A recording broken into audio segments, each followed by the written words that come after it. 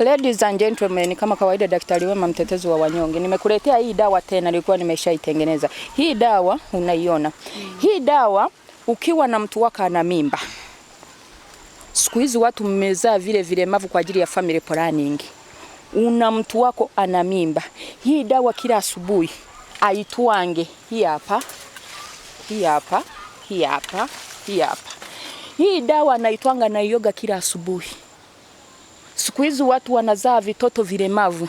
Unakuta kichwa hivi, unakuta macho hivi.